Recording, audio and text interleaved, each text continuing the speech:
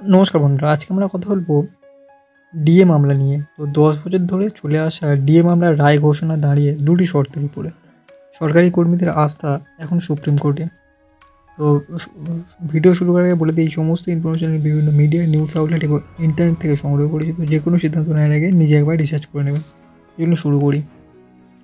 এখন দীর্ঘ 10 বছর ধরে রাজ্যের সরকারি কর্মীদের মহার্ঘ ভাতা বা ডিএ জন্য লড়াই করছে, কিন্তু এখনও প্রাপ্য ডিএ তো দূরের কথা, বিচারই পায়। দীর্ঘ আইন লড়াইয়ে রীতিমতো হতাশ রাজ্যের সরকারি কর্মীরা। এই অবস্থায় কবে সুপ্রিম কোর্ট ডিএ মামলার রায় দেবে, সেই প্রতীক্ষায় দিন কাটছে রাজ্য সরকারি কর্মীদের।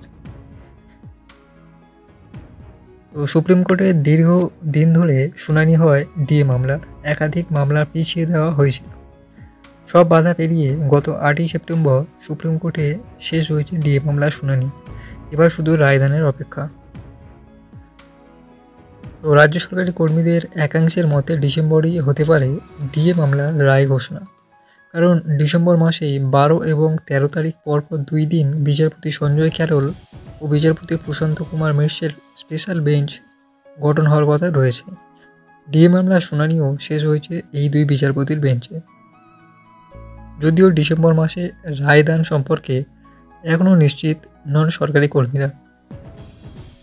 তাদের কথায় একমাত্র যেদিন দুই বিচারপতি বেঞ্চে বসবে, আদালতের কজ লিস্ট বা সাপ্লিমেন্টারি কজ লিস্টে confederation of state government employees and others বনাম ওয়েস্ট বেঙ্গল অ্যান্ড আদার্স মামলার নাম থাকবে, সেই দিনই বহু প্রতীক্ষিত ডিএ মামলার রায় ঘোষণা করা হতে পারে। তাই এর বাইরে তারা কোনো তারিখ অনুমান করতে রাজি নন। সরকারি কর্মীদের একাংশের কথায় যেদিন এই দুটি শর্ত পূরণ হবে, সেদিনই রায় ঘোষণা হবে। তো সুপ্রিম কোর্টের উপর আশা ও ভরসা রয়েছে রাজ্য সরকারি কর্মীদের। কারণ ডিএ নিয়ে রাজ্যের সঙ্গে আইনি লড়াই নিয়ে আগেও তারা সাফল্য পেয়েছেন। সেই সাফল্যের পথ ধরেই সর্বোচ্চ আদালত তাদের পক্ষেই রায় দেবে বলে আশাবাদী রাজ্যের সরকারি কর্মীরা।